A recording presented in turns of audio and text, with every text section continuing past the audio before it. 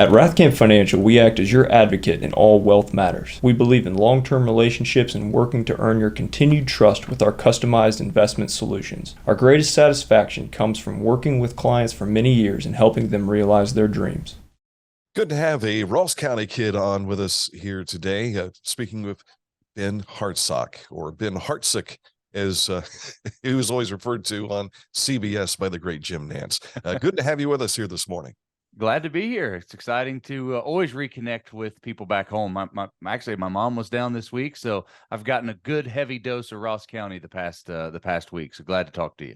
That's good. Good. For those who don't know, you reside down in Georgia now, right? Yeah, that's right. My NFL career bounced me around the country for a good long time, and so we played for 5 different teams, and we were living and playing for the Falcons here in Atlanta. That was my 3rd stop, and we were getting ready to go to our 4th, and we had just getting ready to have our 2nd child. And so we found a faith family, a church home that we loved here, and we're saying we've got to put down some roots. It was that time in our life we needed to do it. And so even amidst people are like, well, why wouldn't you come back to Ohio? And I tell people all the time, I say, I'm like a missionary taking the good news of Ohio State greatness to the nation, one lost soul at a time down here in Georgia. And there's plenty of them down here, especially right now after Georgia's success. Sure. And of course, the winter is much better in Georgia than in Southern Ohio. That's right. Lots of shorts in the wintertime down here. Let's take a moment to talk about what you're doing these days. Of course, I have to ask first, what was your major at Ohio State? It has nothing to do with what I'm doing now. I was actually a biology major when it was coming out of high school and choosing kind of that trajectory. Obviously, we were excited about football, but farming wasn't something. My dad is a farmer, my mom is a teacher, and so farming wasn't something that I thought that I wanted to pursue. Watch my dad just work himself to the nub his whole life there. So I thought maybe there was something else out there, and so got into biology and was actually preparing to do the medical application test, the MCATs, as I started to prepare for the NFL, kind of wondering which of those would take flight, and ultimately the NFL career took off. And so that took me on an awesome, incredible ride for 10 years. And so the biology and medicine thing kind of went to the scrap heap. And in retrospect, I was not cut out to be a doctor. I would have been I would have had great bedside manner.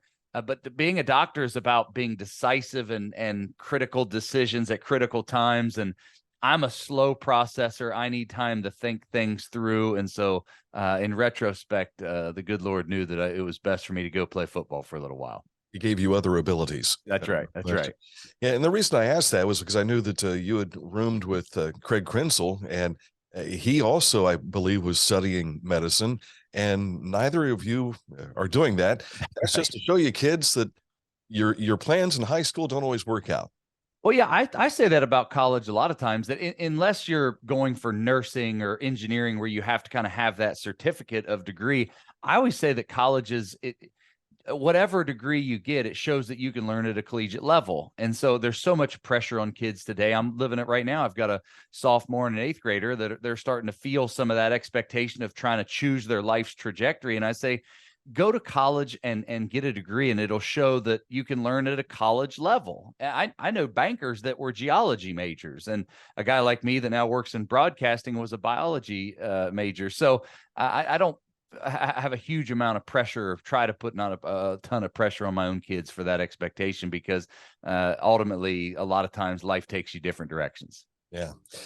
So now let's get to the current. You have been in broadcasting since your NFL career came to an end. And even then, weren't you training to become an agent? That's right. Yeah. When you're in the locker room still, there were 2 schools of thought that players often had. There was a school of thought that said, you need to have your post-football career job waiting for you. You need it there and ready, because idle time is the devil's playground for guys like us. So there were guys that said, have whatever's going to be next waiting for you. And then the other school of thought in the locker room was guys would always say, the sooner and the more time you spend thinking about what's next after football, the quicker you'll get there. So there are those guys that said, you know what, just let it figure it out when it, run this, squeeze the apple or squeeze the juice out of this NFL thing as long as you can. But for me, I wanted to have something waiting for me. And so the agent job was one that I wanted to get into broadcasting, but broadcasting is, if not as much, maybe even more so challenging to break into than the NFL, because there aren't that many spots at ESPN or Fox Sports. And I kind of had drawn the line in the sand to say I wanted to work at a national or at least a regional kind of network, like a Big Ten network or a national level. And so I wasn't able to achieve that right out of my playing career. And so the agent job was something that my own agent hired me, and he was a great asset. His name's Mike McCartney, works for Vayner Sports now.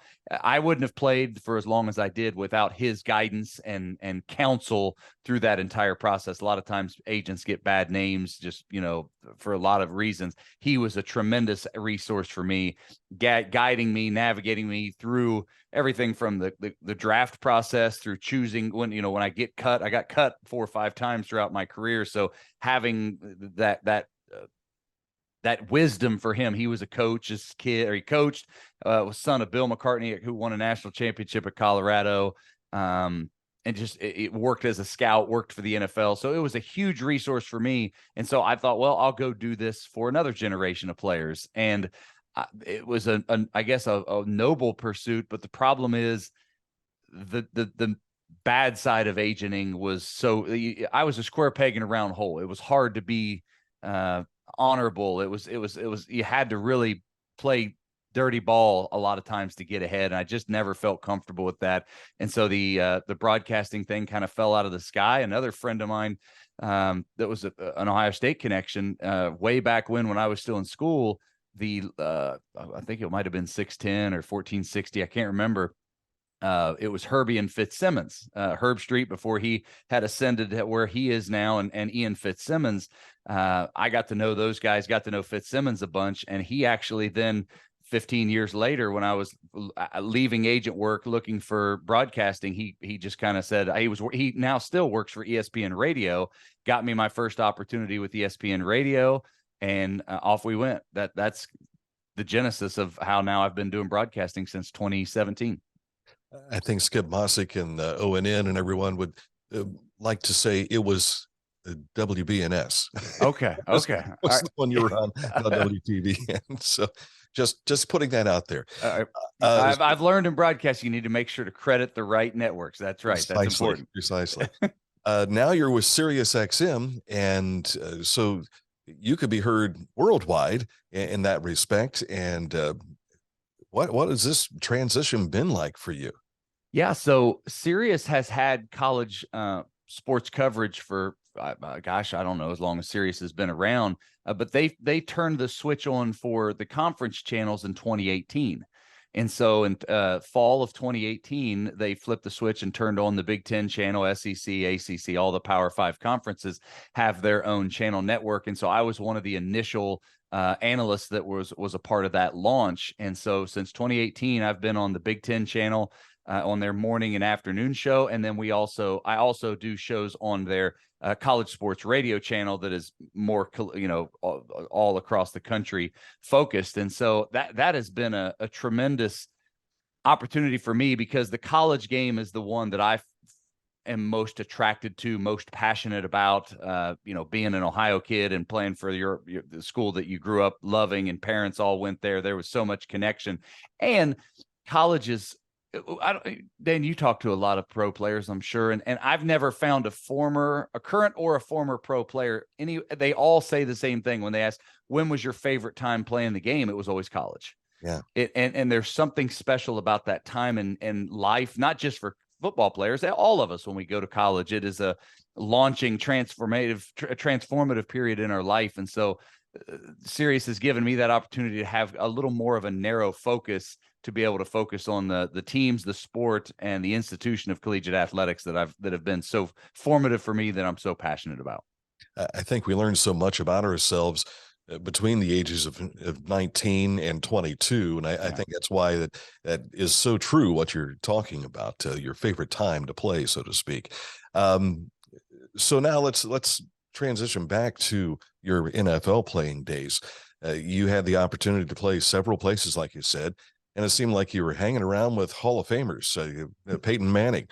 You threw out Tony Gonzalez. Of course, you that's how things ended for you at Atlanta, right? Yeah, that's right. Yeah, the trade for Tony Gonzalez to the Atlanta Falcons, I knew in pretty short order my time with the Atlanta Falcons was coming to a brief, a quick ending. So yeah, it's amazing every year now as time progresses, more and more of my teammates are the best ones are getting inducted into the Hall of Fame. That just shows that your time is getting more in the rear view. But yeah, my career, Dan, was so fortunate that I remember playing for the New York Jets, and we were getting ready to go to the AFC Championship. And Coach Rex Ryan at the time brought all of us out on the indoor practice field and had everybody step out on, he put us on the sideline. He said, take a step forward if you've been in the playoffs one time, take another step, two, take another step, three. And so over the course of my career, 10 years, I went to 7 different playoffs. 7 out of my 10 years, I was on teams that were good enough to go to the playoffs. I had a guy, Tony Richardson, that played 16 years in the NFL. And that season he was with the Jets was his first. And so you realize there are plenty of guys that play long careers that don't have the success of getting to go to the playoffs or get to so close to. I never made it to a Super Bowl, but I made it to 2 AFC championship games. And so just tremendously fortunate that I got to be a part of competitive teams with good players, great coaches. Tony Dungy is another Hall of Fame coach, Peyton Manning, a bunch of guys on those Colts rosters, Marvin Harrison and Reggie Wayne and all those guys. It's pretty incredible stuff to get to be around some of the best ever play. It was a lot of fun watching you as well, just to get the opportunity to say, hey, there's our guy. And not only say that on a Friday night during your high school years, a Saturday on national TV with the Buckeyes, and of course on Sundays, that's really extra special. At what point in time did your kids start to realize, hey, Dad was kind of extra special too? Yeah, I got done in 2013 was my last season. So 2014, I kind of hung it up, and my kids were in first, second grade by that time, and they knew. But now that I've got a sophomore and an 8th grader, both girls, and they kind of look back now and have far more understanding of what it was when they were in first, second grade. It's awesome that Dad gets to have this job that people seem to be excited about, but I don't think they had the real grasp of the magnitude of it. And Dan, I didn't have the grasp of it. Even when I was 30 years old, it wasn't until I finished playing, and it was maybe my 2nd or 3rd year out of the game, that I would get together with some friends and we'd have a party and we'd say, hey, let's watch the NFL playoffs. And it would be, AFC or NFC championship weekend. And you kind of realize, man, this is a really big deal. I can't believe that just a year or two ago, I got to be a part of that game, because when you're in the locker room, your focus is so laser. Your ability to, you really train yourself to block out everything outside of it. That I always said this about my collegiate experience, because we played, national championship games and those Michigan games that everything riding on the line. If people knew how foolish we were and how much goofball we were in that huddle at times, I think people would have been panicked, because again, you go back, you're 18 years old, you're 19 years old, and you're just out there with your friends. Yeah, we knew it was a big deal and we're trying our hardest, but you're also, your brains aren't fully developed yet. You're out there just goofing around. And I think that's, what do they say is youth is wasted on the young, or something like that, right? Like you're just too dumb to realize how special and how huge that moment is. And so to expect my kids to do it is hard, because even I don't even think I realized until I was a couple years out of the game of how really, truly incredible it was. I know, just in hearing the likes of Joe Montana and Bernie Kosar, they were the kinds of guys that could step into a huddle and make you stop and take in and soak in some of that stuff and say, isn't this the greatest moment of your life right now? Yeah. When I got to years 9 and 10, and you kind of can see that window starting to close on your career, I really tried to slow down. And I was on those Carolina Panther teams that there were a couple of older guys, Ryan Khalil and Jordan Gross, great offensive linemen. We all kind of knew it was sunsetting our time. And so we did try to slow down. And for me, when I first would get to a stadium, I always tried to take a moment, and I always called it my mall walk. I'd just go on a little walk around the stadium and just kind of soak in each stadium venue, to soak in that environment before I put on my uniform, before I put on my pads, because you had to become again, you had to get back into that place of focus and detail to know the assignment and who you're playing against and all those things. And so I tried to really savor that moment. And I tried to encourage some of my teammates and younger guys, to the point that now, outside of the game, I've had coaches come up to me that are now more experienced in their careers, but they were my age at that time, and say, that always stuck with me, to say, you know what, get there a little early and say, wow, this is our job, is to be a part of something that literally millions of people every week watch. And it's a really, truly a tremendous blessing. A few years ago, a friend of mine that I went to high school with, he goes around and sings the national anthem at a lot of ballparks. And we were up in Cleveland at Progressive Field, and I was following him with a camera, and we were walking through the stadium, and then we go through the clubhouse and then walk up the steps to go out onto the field. And it's the first thing he said when we got out there. He says, "Drink it in, soak it up." And that has just stuck with me as well. I try to do the same thing when I go to these large arenas like that, just to experience it as a fan.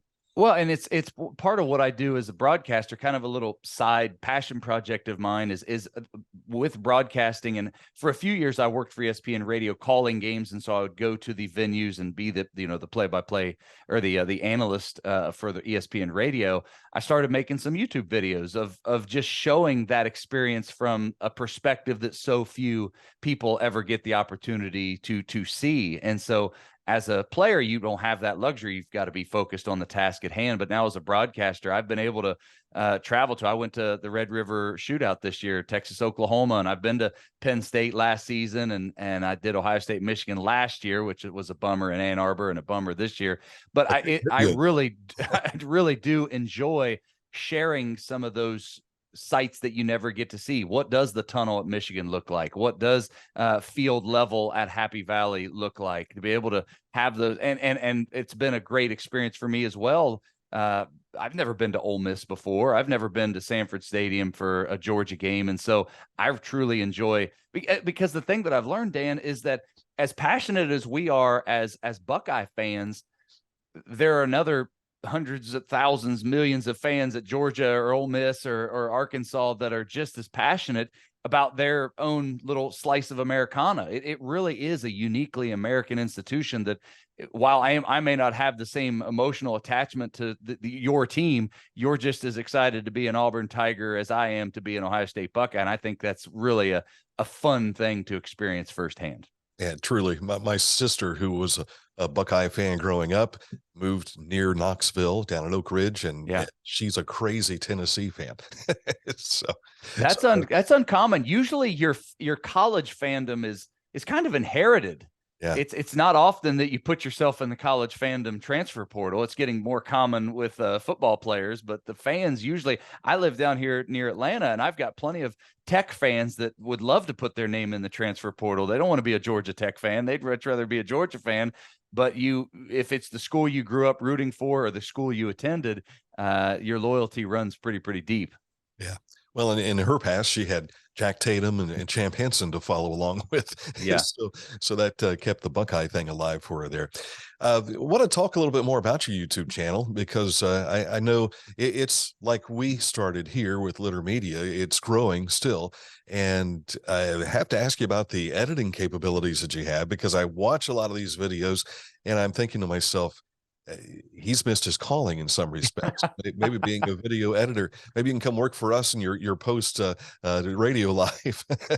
Yeah, well, I will. I'll tell you that's humbling, but I will quickly defer that my editing. I have a young man that I met actually through an NFL connection that does the editing for me. I can in no way, shape, or form take credit for that, because 5 years ago, when I first got into broadcasting, I wanted to start producing some of this content.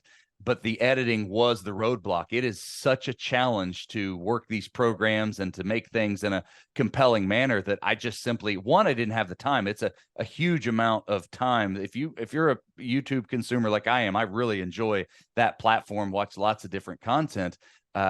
It takes work to put together a 5-10 minute video. So I found a young man that actually played football at West Georgia, and met him he does photography for high school athletics here in Gwinnett County, Georgia, where I live.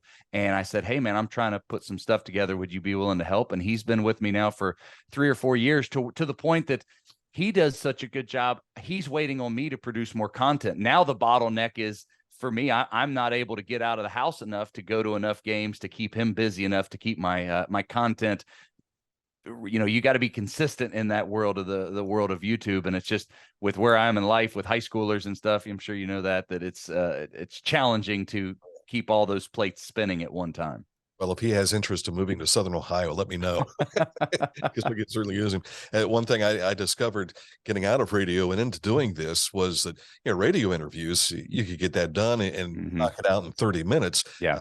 Something like video takes 5 to 7 times more work involved in producing something. So, and doing it right it makes all the difference in the world. I could be telling the best story in the world, but if it's not edited well, or the music, or the way that the things are put together visually, it can really help or harm in many ways. Well, you've done a good job finding talent for that. Thank you. Try to put in perspective a little kid from Ross County. If I remember correctly, your only tie with the Browns was maybe a Scioto Valley Youth League football. That's right. That's right. Yeah, you've done some excellent research, Dan, because I played for the Browns down at Mary Lou Patton Park. That's exactly right. Harold Price was the head coach. We won a Super Bowl in 1989. Yeah. and here's why I'm asking this. We've got Jimmy Hines, aka Bobby Fulton, here locally, talks about being, a 5-year-old kid who wanted to get into professional wrestling. Next thing you know, later in life, he's doing that. WWF back then, and other different organizations that he's wrestled with over 40 years or so. At that moment in time, do you ever pinch yourself and say, wow, this is cool. I'm getting to do something that I getting paid to do something that you enjoy. That's got to be extra special. Yeah, all the time. Always with retrospect, it gets more clear. But I've always tried to. I always tell them my kids, take the mental snapshots. Like, take that moment, whether it's walking around a stadium before a game or just soaking it in. I have a memory bank full of mental snapshots of experiences that, like you said, any kid in Ohio or across the world would die for, to be able to put on the scarlet and gray, to wear that helmet with the the Buckeye stickers on it. I've got a few of the most vivid mental snapshots. Being on the national championship stage when I was a junior at Ohio State, and we had taken down the Miami Hurricanes. I'll never forget that moment of clarity, to be able to stand on a stage as confetti is raining down and realize I'm on the other side of the camera. Like, we've all grown up watching our idols, and in our era, it was John Elway and Michael Jordan and these guys, like seeing them stand on their stage, holding the trophy with the confetti raining down. And I got to do that. And I get chill bumps even still thinking about it. And then on top of that moment, kind of the multiplier was, I was able to lock eyes with my parents, and my dad has a story that he's told my entire life growing up to that moment, of how he was a senior at Ohio State in 1968 and went to the Rose Bowl, where Ohio State had won the previous national championship to ours in 2002. So what a even more intimate moment for us to share, even when he's in the stands and I'm on that stage, but just such a moment of clarity to think how few people ever get this opportunity, and even more so to be able to share it with their family in that way that's so special. And so moments like that, from that to getting a phone call on a draft day, right? We all watch the NFL draft, and I picked my phone up one day and it was an NFL team, the Indianapolis Colts, saying, we want you to come play for us. And so moments like that are so precious to me, and as I get a little older, an over 40 guy now, they become even more precious because you just realize how truly unique those experiences are. Yeah. Another thing from your YouTube channel is and this is connecting with what you said about to your girls. You took the kids on a cross country trip in what has become the kind of Madden cruiser, so to speak. And you're getting a chance to see the countryside and everything, and giving your kids opportunities, things that maybe they might not get to do as an adult, but you're giving them that opportunity as children. Well, yeah, that's one of the unique things about the college game, in my experience, is it is generational. My parents taught me about what Ohio State meant, and I love passing that down to my kids. Now, I understand because I've chose to live in Georgia, it's more than likely my kids won't go to Ohio State, and I'm encouraging them to say that's okay. You know, this was my experience, but you will have these same emotional connections to the school that they choose, whether it's down here in the Southeast or somewhere else. What's magic is, like you said earlier, it's this period of life, these 4 years that we have as young people launching out of our own home, starting our lives as adults, is unique and special. And so I treasure showing them what mattered to me and how special it was to me, but also excited for them to make their own choices. You know, and my oldest is in the marching band. And so I have, nudged her to say, hey, they've never let a percussionist, she's a drummer, dot the I, but you never know, maybe I could call a few people. We'll see. It is indeed truly a pleasure to get a chance to catch up with you. We appreciate you making time for us here. I could sit and talk another hour or so, but I know you've got things to do. You've got other shows, and SiriusXM is where you can find Ben Hartsock on social media everywhere too, and you can follow along and enjoy what Ben's world is all up about. Thank you so much again for your time. Yeah, Dan, I really do appreciate it. And I do always enjoy reconnecting with folks back home. And it does mean a tremendous amount. The Chillicothe and Ross County has meant the world to me. And it is absolutely part of the foundation of who I am and what I stand for. And I'm thankful to be able to reconnect at any time and talk to people that might be listening to you. The great Ben Hartsock. Thanks for joining us. Awesome. Thanks.